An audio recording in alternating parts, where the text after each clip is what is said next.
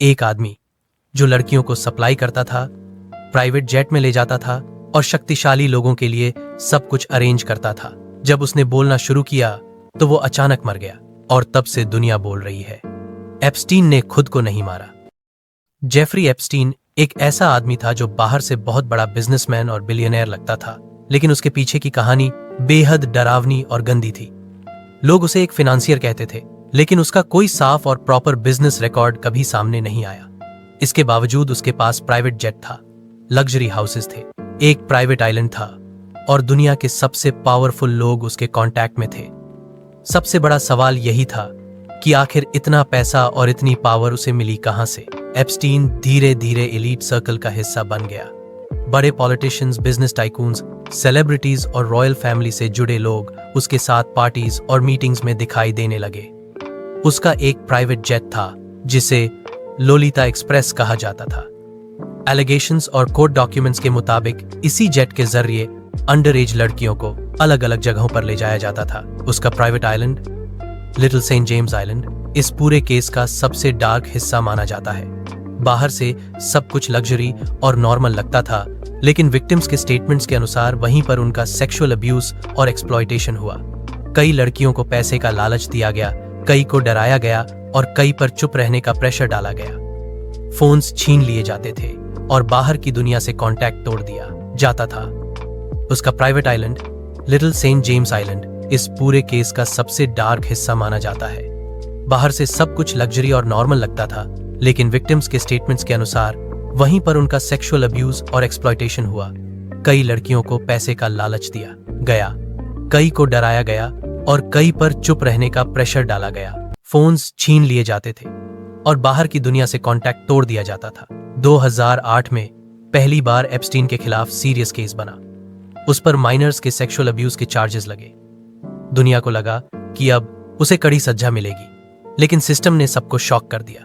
Epstein को सिर्फ 13 महीने की जेल मिली, वो भी स्पेशल ट्रीटमेंट के साथ। दिन में बाहर जाकर काम करने की छूट और रात में जेल वापसी। आम लोगों को लगा कि अगर यही क्राइम कोई नॉर्मल इंसान करता तो उसे लाइफ भर जेल हो जाती। यहीं से ये बात फैलने लगी कि एप्स्टीन अकेला नहीं है, उसके पीछे पैसा, पावर और कनेक्शंस का पूरा खेल था। इसी दौरान विक्टिम्स की आवाज दबाई जाती रही। डर, शर्म और प्रेशर की वजह से कई सालों तक कोई खुलकर सामने नहीं आया। 2019 में एप्स्टीन को दोबारा अरेस्ट किया गया। इस बार चार्जेस बहुत सीरियस थे, सेक्स ट्रैफिकिंग और अंडर एज अब्यूज। पूरी दुनिया की नजर इस केस पर थी। लोगों को उम्मीद थी कि अब एप्स्टीन बोलेगा और बड़े बड़े नाम सामने आएंगे, लेकिन अगस्त 2019 में एप्स्टीन जेल के अंदर डेड पाया गया। ऑफिशियली बताया गया कि उसने सुसाइड किया, लेकिन हालात बहुत सस्पिशियस थे। सीसीटीवी कैमरास काम नहीं कर रहे थे, गार्ड्स ड्यूटी पर नहीं थे और एप्स्टीन को कुछ दिन पहले ही सुसाइड वॉच से हटा दिया गया था। इसी वजह से पूरी दुनिया में एक लाइन फेमस हो गई, Epstein didn't kill himself. Epstein की मौत के बाद कोर्ट से जुड़े कई डॉक्यूमेंट्स पब्लिक हुए, जिन्हें आज एप्स्टीन फाइल्स कहा जाता है। इन फाइल्स में flight logs, contact list, emails और विटनेस स्टेटमेंट शामिल थे। इन्हीं डॉक्यूमेंट्स की वजह से कई बड़े नाम डिस्कशंस में आए। प्रिंस एंड्रू का नाम विक्टिम्स के बयान में सामने आया। वर्जीनिया जूफ्रे नाम की विक्टिम ने कहा कि उसकी मुलाकात प्रिंस एंड्रू से एप्स्टीन के जरिए कराई गई थी। प्रिंस एंड्रू ने आरोपों से इनकार किया, लेकिन बाद में उन्होंने कोर्ट के बाहर सेटलमेंट किया और पब्लिक ड्यूटीज से हट गए। बिल क्लिंटन का नाम भी एप्स्टीन के फ्लाइट लॉग्स में आया। रिकॉर्ड्स के अनुसार उन्होंने एप्स्टीन के जेट से कई बार ट्रैवल किया था। क्लिंटन की तरफ से कहा गया कि उनका एप्स्टीन के इलीगल कामों से कोई लेना देना नहीं था और उन्होंने एप्स्टीन के आइलैंड पर कभी विजिट नहीं किया। फिर भी उनका नाम सामने आने से सवाल उठे। डोनाल्ड ट्रंप का नाम भी एप्स्टीन के सोशल सर्कल के कॉन्टेक्स्ट में सामने आया। ट्रंप ने माना कि वह एप्स्टीन को जानते थे, लेकिन बाद में उससे दूरी बना ली थी। उन्होंने साफ कहा कि एप्स्टीन के क्राइम्स से उनका कोई संबंध नहीं था। बिजनेस वर्ल्ड से भी कई बड़े नाम एप्स्टीन के कॉन्टैक्ट में बताए गए। बिलियनर्स, इन्वेस्टर्स और कॉर्पोरेट लीडर्स उसके साथ इवेंट्स और मीटिंग्स में दिखे। ज्यादातर मामलों में ये नाम सोशल इंटरैक्शन या मेंशन तक सीमित रहे, कोई डायरेक्ट क्राइम साबित नहीं हुआ। एप्स्टीन की सबसे क्लोज एसोसिएट गिलेन मैक्सवेल का रोल बहुत अहम था। विक्टिम्स के मुताबिक वही लड़कियों को रिक्रूट करने, और एप्स्टीन से मिलवाने का काम करती थी। बाद में गिलेन मैक्सवेल को अरेस्ट किया गया और कोर्ट ने उसे सेक्स ट्रैफिकिंग से जुड़े मामलों में सजा भी दी।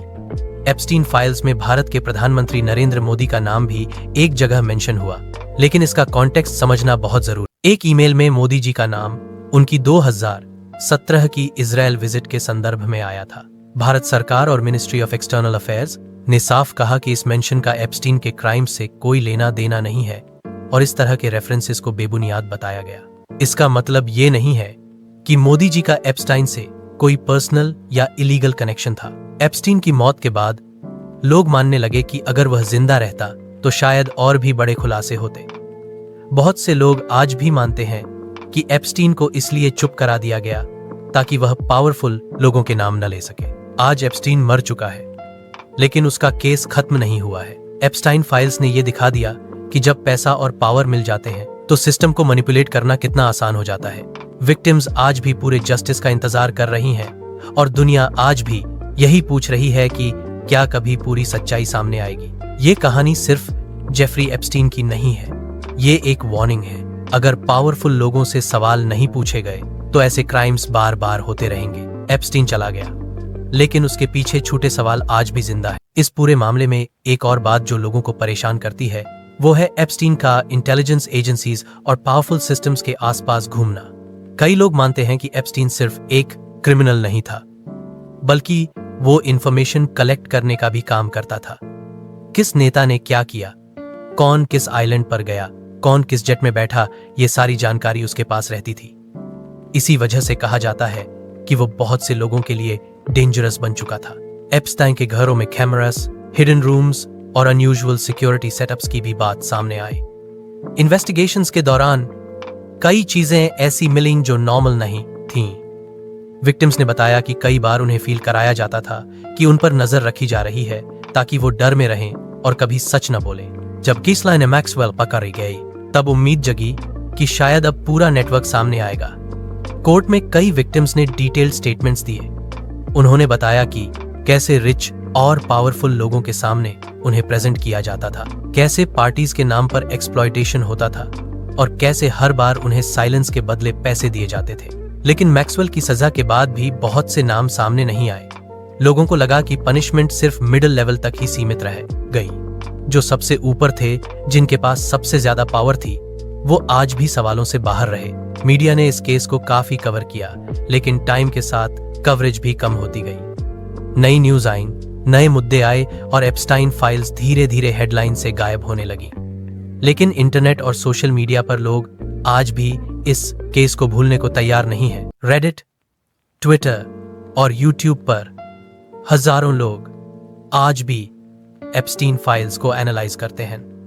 लोग फ्लाइट लॉग्स देखते हैं, डेट्स मैच करते हैं और कनेक्शंस ढूंढने की कोशिश करते हैं।